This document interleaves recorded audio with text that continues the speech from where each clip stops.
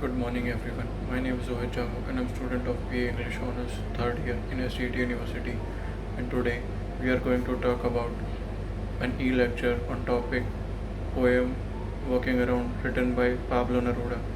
Before starting with our poem, let's first talk about the writer himself, Pablo Neruda. Neruda was the son of Jose del Carmen, a railway worker.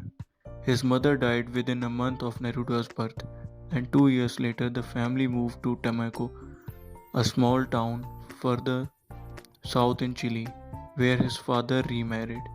Neruda was a precocious boy who began to write poetry at the age of 10. His father tried to discourage him from writing and never cared for his poems, which was probably why the young poet began to publish under the pseudonym Pablo Neruda, which he was legally to adopt in 1946. Neruda first published his poems in the local newspaper and later in magazines published in the Chilean capital Santiago. In 1921, he moved to Santiago to continue his studies and become a French teacher. At the age of 20, with two books published, Neruda had already become one of the best known Chilean poets. He abandoned his French studies and began to devote himself entirely to poetry.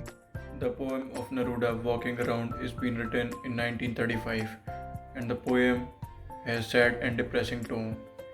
The poet himself is the speaker of the poem, and the narrative of the poem is in first person. The poem is being divided into 10 stanzas, and it has been written in blank verse. So the question is, what does this poem of Neruda portrays? We will discuss about this question in 4 points. First point, the poem addresses the conflict between man versus society. Second, because of the world, how much someone can have hatred towards themselves. Third, how humans have lost their individuality. And the fourth is, all that people want to have in this world is what other people have. These are the four main topics which are being discussed by Neruda in his poem Walking Around. Let's start with the stanza wise overview of the poem Walking Around. The poem consists of 10 stanzas. It begins with the narrator's exhaustion with being a man and his apathy for his own species, but moves on to paint the picture of man in a modern world that is crumbling from within.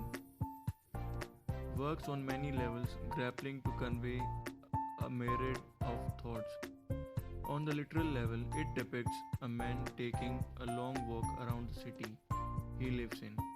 It includes poignant mood in him, and he can't seem to overcome the impressions made by the sights on him. So let's start with stanza 1.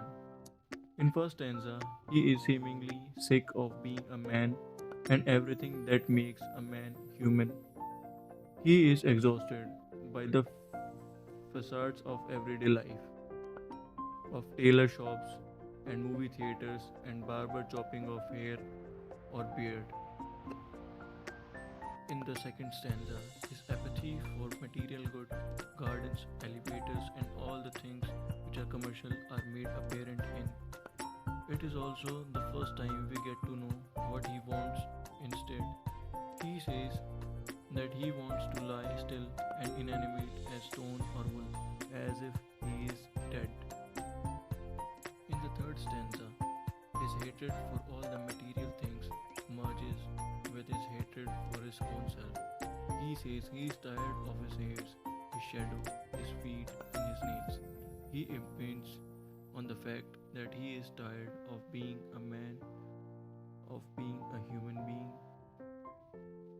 In the fourth stanza, however, his stance changes. He is overcome with an urge to feel alive again. In spite of his disillusionment with mundane rituals of life, he is thrilled by the idea of a spontaneous, if slightly bizarre, impulses. His imagination runs deeper with his urge of killing a nun with a blow of her ears, and the hilarity of the situation excites him, and he speaks of running amok in street with a green knife, yelling until he is killed by the colt.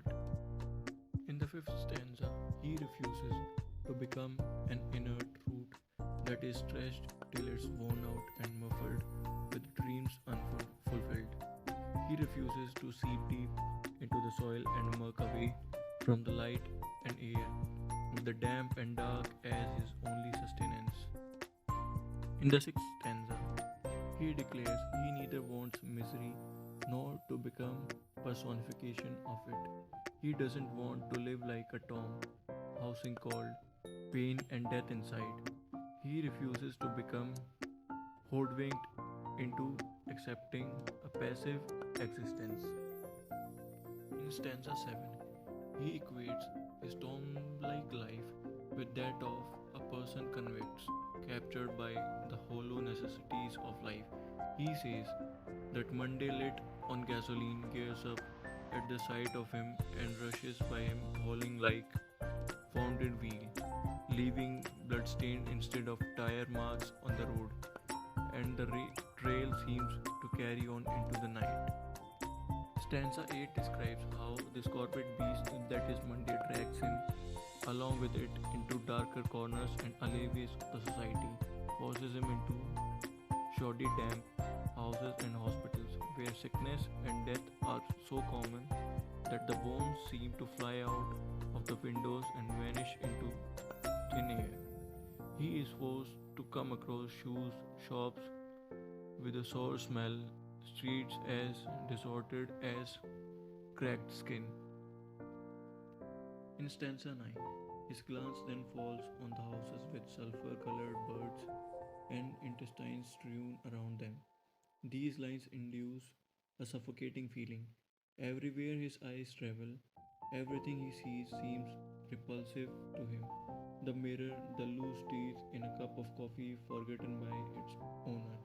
The mirror aggregates his frustration and exhaustion because it fails to show the truth. It fails to show the shame and terror of mankind and its reflection. At this point, it doesn't matter if he sees an umbrella or umbilical cord or poison itself. All of these have become equally poisonous for him. In stanza 10, he says, he sees all this and much more as he serenely walks by with his rage and control, with his mundane and tiresome shoes and eyes, keeping everything bottled inside and with a sort of oblivion. He walks by offices, medical stores, and domestic patches with clothes hanging out to dry, the towels, underpants, shirts from which the water drips like slow, dirty tears. Analysis of Neruda's walking around. Neruda starts the poem with, "It so happens I am sick of being a man," which gives the poem a tired and agitated mood. He then goes on to point out movie theaters, tailor shops, both of which concern appearance and illusion. What Neruda tries to say is that he is worn out. He feels lonely in these appearance-oriented businesses, and he is sick of the man-made world of vanity. He then refers to a barber shop, which also concerns appearance. He says that he does not want to see any more gardens, stores, or spectacles, all of which are about appearance. The other two things that he does not want to see are elevators and goods, concern modern life and society's desire for more of everything. Neruda then shows that he is tired of his own vanity. As he writes, "I am sick of my feet and my nails and my hair and my shadow." Neruda further expresses how he wants to declare the evil of society until he dies. Further, Neruda writes about how he does not want to go on living like he has been living. He wants to share his observation without fear of insecurity. He does not want to be useless. He then refers to how each Monday he is forced to go back to the job he hates. As Neruda worked for the government, this shows how he could not express his thoughts about the government he worked for. He creates a dark image of death and compares every day of his job to death and then to hell. So Neruda wants to make everyone aware of their vanity, and he would cross God and the government to do it. But he is insecure about sharing his thoughts. Some major themes of the poem Walking Around are man versus society, vanity of an individual, and life and death. These are the main three themes which are being used in the poem by the writer. The final conclusion of the poem Walking Around is that Neruda is tired of man's vanity and longs for nature. He is trying to make people aware about their vanity, and also for that he will go against the government if he has to do that. Also, Neruda feels insecure about his opinions if he shares what people will think about him, and he wishes he could go live without fear, but in the end, he decides to forget himself.